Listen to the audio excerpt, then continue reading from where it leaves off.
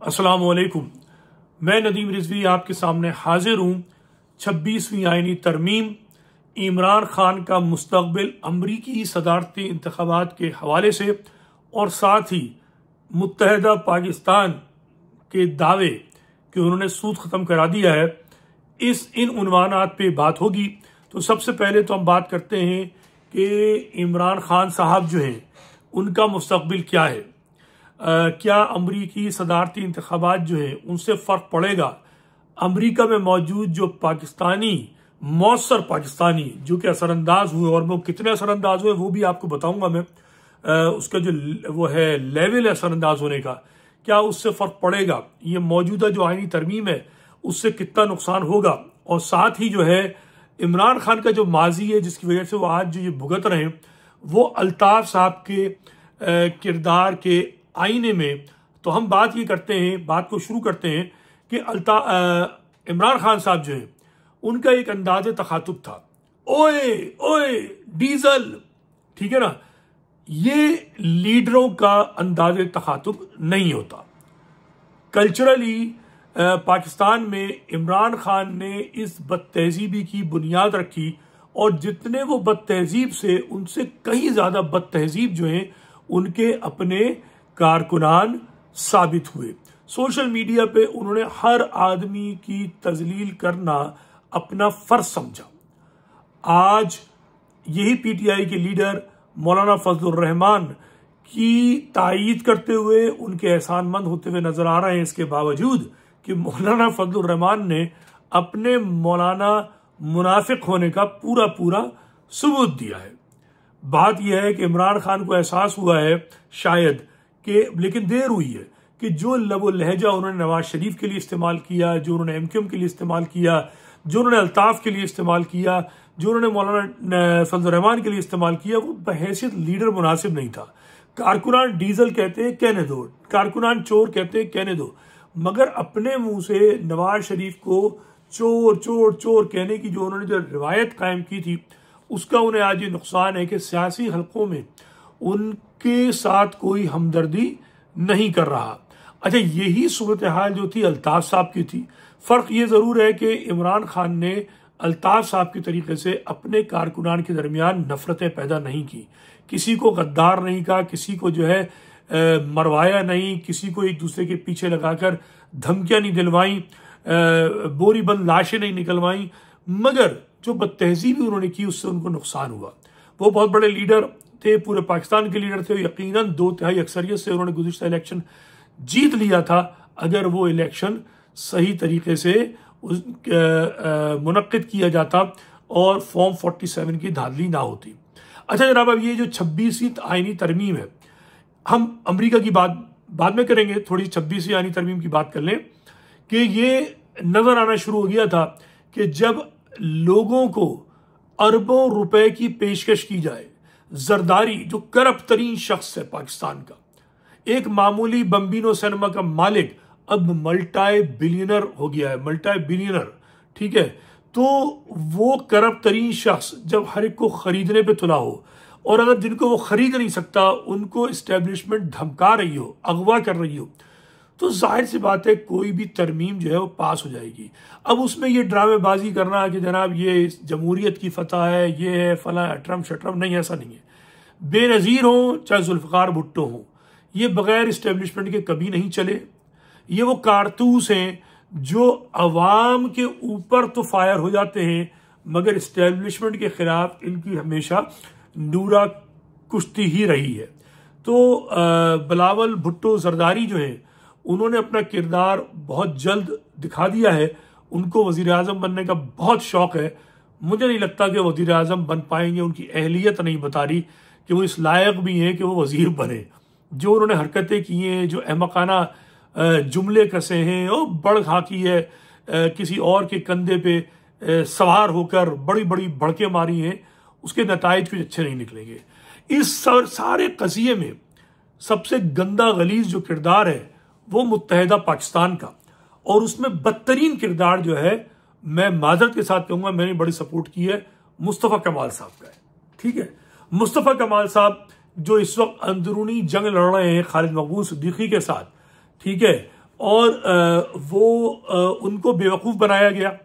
ठीक है, मैंने अपने वीलॉग के जरिए उनको मैसेज दिए थे कि आप एमक्यूएम पाकिस्तान में शरीक ना हो, मेहनत कीजिए, अभी आप इलेक्शन हार रहे हैं, एक वक्त आएगा, सब्र कीजिए, आप जीतेंगे। ठीक है, चूंकि आपकी आवाज़ में दर्द है, आपकी आवाज़ में सिंसेरिटी है, और हमें लगता था कि यह आदमी मुखलिस है। मगर यही मुस्तफ़ा कमाल जो एमक्यूएम की धज्जियां बखेर दिया करते थे, जो खालिद मकबूल से कहते थे अगर आप कुछ हासिल नहीं कर सकते तो घर बैठ जाइए, इस्तीफा दे दीजिए, ठीक है ना, मुल्क छोड़ दीजिए। मैंने उनसे यही मैसेज किया कि भाई आप क्यों नहीं घर बैठ जाते, आप क्यों नहीं इस्तीफा दे देते, आप जो है बताइए ना, क्यों चिपके बैठे में।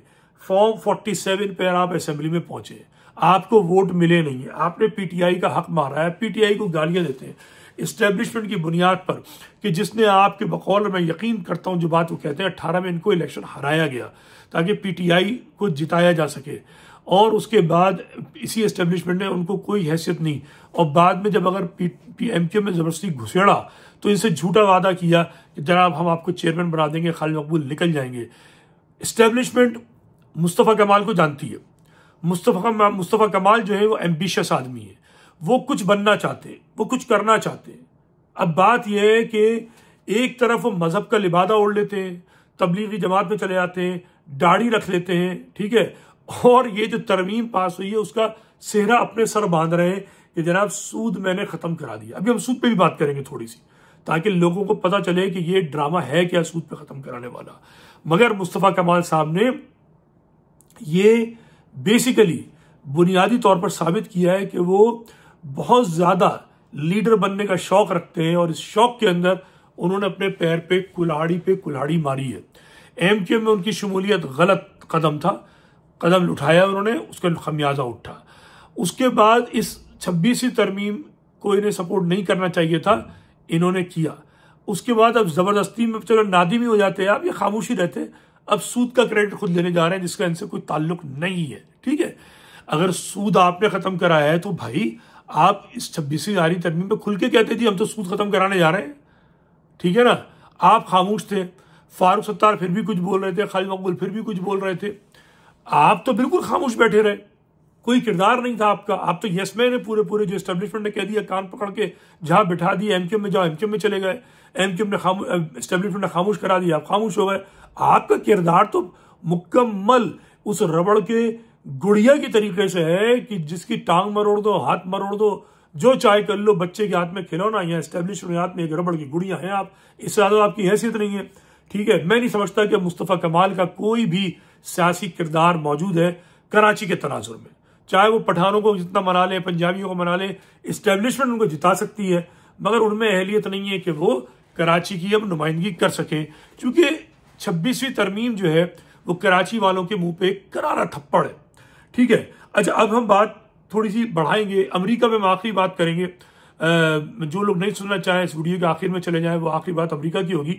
हम बात करेंगे थोड़ी सूद की पहले, और सूद के बाद हम कराची वालों की बात करेंगे, और फिर अमेरिका की बात करेंगे। सूद क्या चीज है? देखिए, हर आदमी जैसे ब्लास्फेमी है ना, तौहीन रिसालत, तौहीन दीन। अबे तुम्हें दीन का नहीं पता, तुम्हें तौहीन का कहां से पता चलेगा?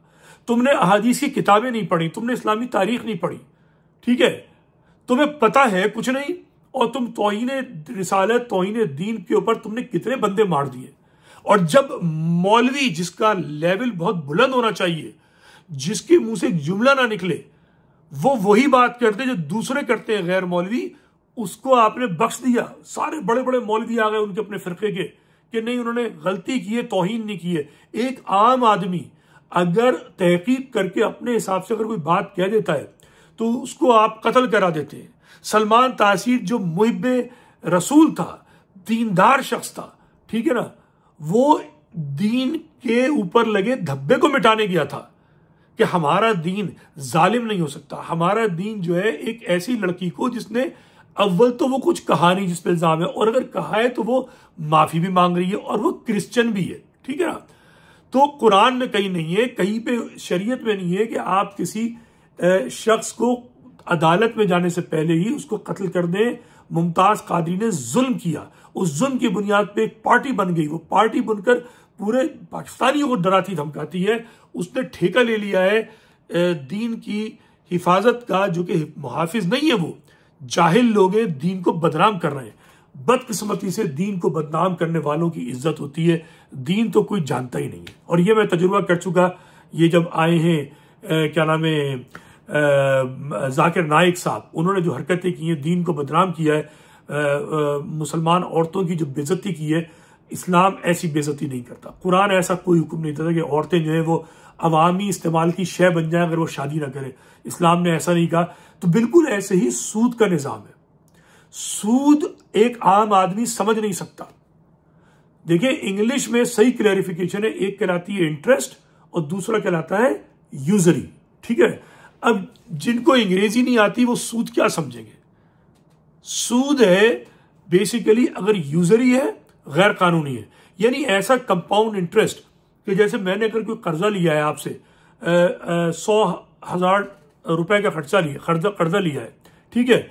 अब इंटरेस्ट क्या होता है कि अगर ये समझिए, कोशिश में थोड़ी जल्दी जल्दी बताऊंगा, जो मैं मईशत की बात नहीं कर रहा, लेकिन आपको समझना जरूरी है कि इन्होंने क्या हिमाकत, कौन सी जहालत की है। अगर 100,000 रुपए में, ठीक है ना, आपने किसी को दे दिए, ठीक है, बिजनेस करने के लिए। अब वो बिजनेस से क्या करेगा, पैसे ही कमाएगा ना, अपने घर वालों का खर्चा पालेगा। ठीक है, अब समझेंगे 100,000 रुपए जो है, जो 1 लाख होते हैं, ठीक है, 1 लाख रुपए से अगर कोई आदमी महीने में, मैं बहुत मामूली बात कर रहा हूं, कि 3,000 कमा लेता है और घर का खर्चा चला लेता है, ठीक है, इसका मतलब है वो 1 लाख जो है या 100,000 जो है वो फारिग पैसा नहीं था। अब नदीम रिजवी अगर मुस्तफा कमाल से 1 लाख उधार लेगा, ठीक है, और उधार लेकर उसको अगले 10 साल बाद वापस करेगा, समझिए मेरी बात, और बिजनेस करके अपने घर वालों का पेट पालेगा, तो मुस्तफा कमाल कोई चरिया है? मुझे बताइए, मुस्तफा कमाल साहब चरिये हैं जो कह रहे हैं कि सूद नहीं मिलेगा? अबे मुस्तफा कमाल, तू अगर 1 लाख किसी को देगा तो तू मुझे बता, तू उस पर इंटरेस्ट या सूद चार्ज नहीं करेगा?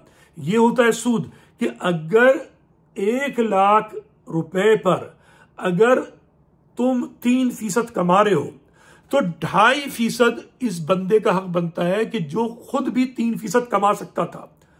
ये इस्लाम में हराम नहीं है। ये ऐसा ही है जैसे आपने 1 करोड़ का मकान लिया और उसको किराए पे चढ़ा दिया। आपने किराएदार से किराया लेंगे नहीं लेंगे? क्या इस्लाम में किराया हराम है? क्या नहीं हराम है? ठीक है, तो इसी को एक तरीके से मॉर्गेज कहते हैं। बात है अल्फाज का घुमाओ फिराओ। आप किराए की बजाय कह दिए मैं सूद लूंगा, ठीक है, तो किराया लेना हराम। यानी आप 1 करोड़ का एक घर लीजिए और किसी को दे दीजिए और उसे बोले मुझे जो है ना तू सिर्फ जो है ये किस्त देता रहे इतनी, तो आपकी तो वैल्यू खत्म हो जाएगी। जो आप ले रहे हैं, आप उस जो मालियत आप समझते हैं कि इसकी वैल्यू इतनी है, जो आप उसको किराए पे दिए बगैर कमा सकते हैं, तो आप उससे थोड़े पैसे उससे चाहेंगे ना, इसको सूद कहते हैं। और ये पूरा का पूरा इस्लाम में भी हलाल है, इसके बगैर कारोबार हो नहीं सकता, कारोबार ठप हो जाएगा। अब इस पे मुल्ला जहन आ जाएंगे बकवास करने के लिए, ओ भाई IMF ने तुम्हें कर्जा दिया हुआ है, सऊदी अरब ने कर्जा दिया हुआ है, चीन ने कर्जा दिया हुआ है, ये जो खरबों डॉलर का जो कर्जा है वो उन्होंने तुम्हें बिला सूद दे दिया है। क्या तुमसे इंटरेस्ट नहीं लेंगे? भाई पागल हुए, उनके सर में फोड़ा है, अतिया दे रहे हैं, वेलफेयर चला रहे हैं, भीख देंगे तुम्हें? नहीं, भीख कोई नहीं देता आज के जमाने में, सब इंटरेस्ट देते हैं। इंटरेस्ट फ्री लोन कोई नहीं देता। और ये बात समझ में, ये समझने की जरूरत है। ये एक शोबदेबाजी है, सियासी ड्रामेबाजी है, इसकी कोई हैसियत नहीं है। आप अगर तफसील समझना चाहते हैं, जो लोग आप सादा लोगों को बेवकूफ बनाते हैं, वो क्या करते हैं, मुदारबा कंपनियां खोल लेते हैं, बिला सूद बैंकारी के नाम पर वही सूद का कारोबार कर रहे होते हैं, इंटरेस्ट कहते हैं। वो तय कर लेते हैं कि हम जैसे मैं आपको बताऊं, ट्रेजरी है अमेरिका की, ठीक है, इस वक्त ट्रेजरी बैंक जो है वो कितना रेट दे रहा है, 4% रेट दे रहा है, ठीक है, 4% उन्होंने फिक्स किया हुआ हुकूमत ने, ठीक है, इंटरेस्ट रेट।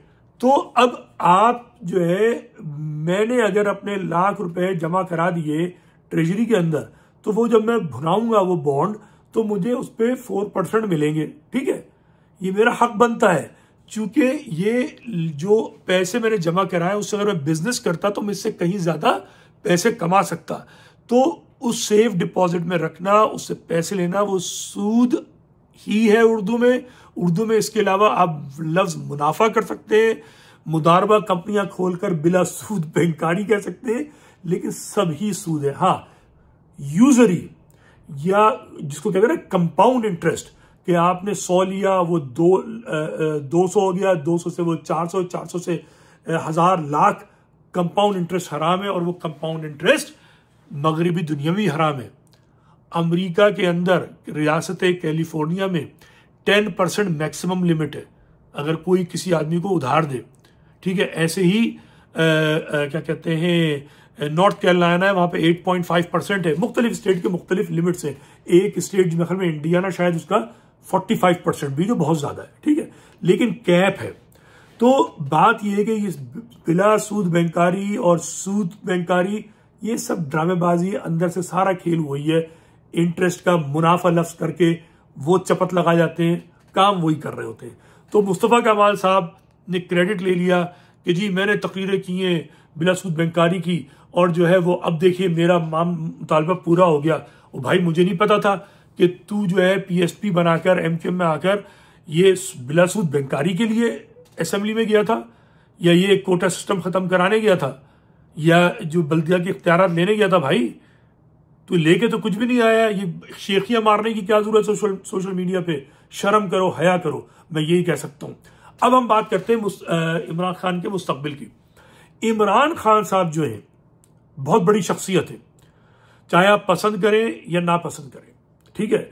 मेरा इमरान खान से और इमरान खान की पार्टी से कोई ताल्लुक नहीं है, मगर मैं इतनी सी बात बता देता हूं कि जनवरी फरवरी के अंदर ये क्या कहते हैं इसको क्या कहते हैं इसको कांग्रेस है अमेरिका की, उसके मैं आदाद शुमार आपको बता रहा हूं कि एक है पाकिस्तानी अमेरिकन पैक, यानी political action committee Pakistani American की। इसके अंदर बड़े बाअसर पाकिस्तानी मौजूद हैं, पूरे अमेरिका के लेवल पर है। इनके पास काफी फंड्स हैं, रईस लोग हैं। इन्होंने जो बाइडन, जो मौजूदा अमेरिकी रिजीम है, इसको मनाने की बड़ी कोशिश की थी, और ये पैसे भी बहुत खर्च करते हैं। और गुज़िश्ता देखिए मैं तारीख बताता हूं, ये है जनाब 25 जून को एक यूएस कांग्रेस में वोट हुआ था, जिसमें उन्होंने मुतालबा किया था कि पाकिस्तान की जो इंतजामिया है वो इंडिपेंडेंट इन्वेस्टिगेशन करे। ये जो मौजूदा इलेक्शन हुए हैं और इसमें हैरेसमेंट, इंटिमिडेशन, वायलेंस और जो डिटेंशन इमरान खान की है, कांग्रेस ने इसमें 901 वोट क्या है, अमेंडमेंट नहीं था, अमेंडमेंट है सॉरी, इसमें जनाब 368 वोट पड़े थे इसके हक में। आ रही बात समझ में? और सिर्फ 7 वोट पड़े थे क्या कहते हैं, सॉरी 187 वोट पड़े थे रिपब्लिकन के, 181 वोट पड़े थे डेमोक्रेट्स के, और टोटल 7 थे जिन्होंने इसकी मुखालफत की थी। यानी 368, 2/3 अक्सरियत से जो अमरीकी कांग्रेस है उसमें दोनों पार्टियों के लोग हैं, उन्होंने वाज़ेह अक्सरियत में इमरान खान की हिमायत में करारदाद मंजूर कराई थी। आप इसको हल्का ले रहे हैं, हल्का नहीं है ये। और ये बता दूं, ये सुपर पैक जो है, इसने 3 दिन पहले ट्रंप को एंडोर्स कर दिया है, ट्रंप की बैयत कर ली है, ट्रंप को हिमायत का ऐलान कर दिया है, ठीक है। चूंकि उन्होंने जून से लेकर अब तक बहुत कोशिश की कि किस तरीके से बाइडन उनकी बात मान जाए और इमरान खान को रिहा कराने के लिए अपना असर रसूख इस्तेमाल करें। बाइडन हुकूमत ने उनकी बात नहीं मानी अब तक, ठीक है, मगर ट्रंप को उन्होंने भरपूर हिमायत कर दी है। और मैं आपको बता सकता हूं, मैं भी ट्रंप सपोर्टर हूं। ट्रंप का एक मखसूस मिजाज है, और मैं यकीन से कह सकता हूं कि ट्रंप को ग्लोबल पॉलिटिक्स में कोई इंटरेस्ट नहीं है। बाइडन को ग्लोबल पॉलिटिक्स में इंटरेस्ट था। बाइडन को यह इंटरेस्ट था कि जब ईरान पर अमेरिका हमला करे या इजराइल हमला करे तो पाकिस्तान जो है वो इजराइल की, अमेरिका की हिमायत करे, ठीक है। ट्रंप कई हमले नहीं करेगा, उसको कोई इंटरेस्ट नहीं है, ठीक है। वो इजराइल से कह देगा कि ये वॉर को खत्म करो, लपेटो, और बंद करो ये दंगल जो खून खराबे का हो रहा है। तो उम्मीद यह है कि बाइडेन को पाकिस्तान से कोई इंटरेस्ट नहीं रहेगा। पाकिस्तान को जो है, सॉरी बाइडेन कह रहा हूं, ट्रंप को, अगर ट्रंप जीतता है तो ट्रंप से पाकिस्तान को तो इंटरेस्ट होगा, लेकिन ट्रंप को पाकिस्तान से कोई इंटरेस्ट नहीं होगा। तो एक तरफा ट्रैफिक होगी।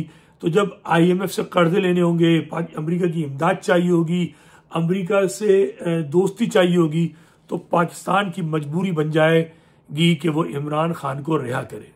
मैं ये समझता हूं अदालती कार्रवाई का, इस 26वीं तरमीम का कोई भी नतीजा हो, ये मैं पहले भी कह चुका था, असल फैसला 5 नवंबर को होगा। अगर ट्रंप जीत जाता है तो मैं ये लिख के देने को तैयार हूं कि 20 जनवरी में वो सदर बनेगा। उससे पहले मुमकिन है कि इमरान खान जेल से बाहर हो, और अगर ऐसा नहीं होगा तो उनके सदर बनते ही इमरान खान साहब बाहर आ जाएंगे।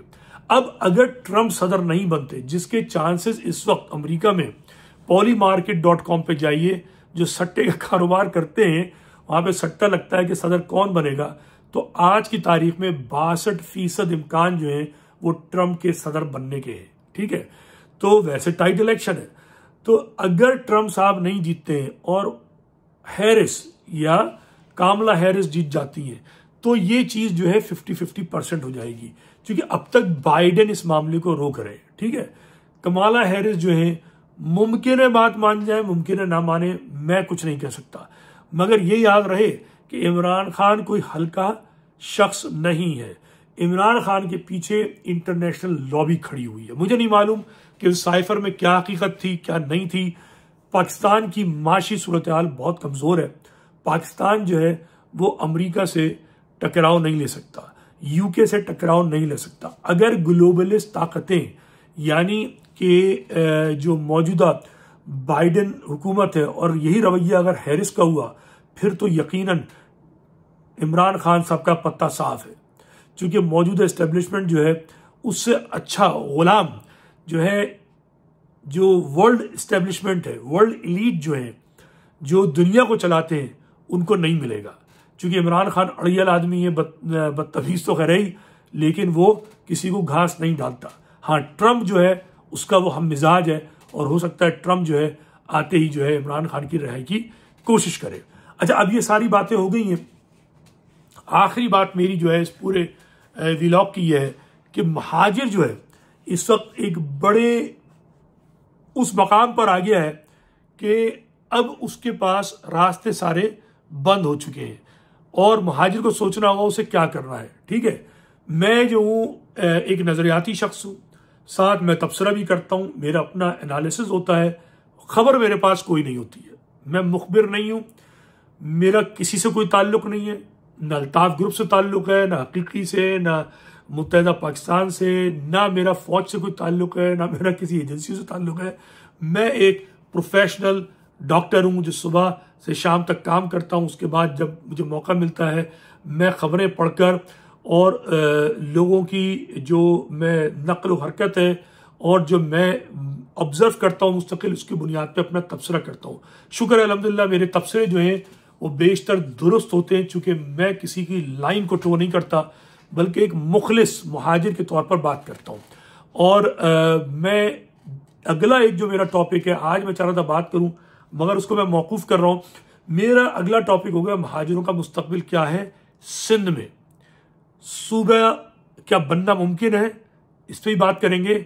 क्या मुहाजिर अपने आप को महाजिर कहे या सिंधी कहना शुरू कर दे, जो अल्ताफ हुसैन बहुत अरसे से मुतालबा करते आ रहे हैं, सिंध के नस्ल पर मुतालबा करते आ रहे हैं।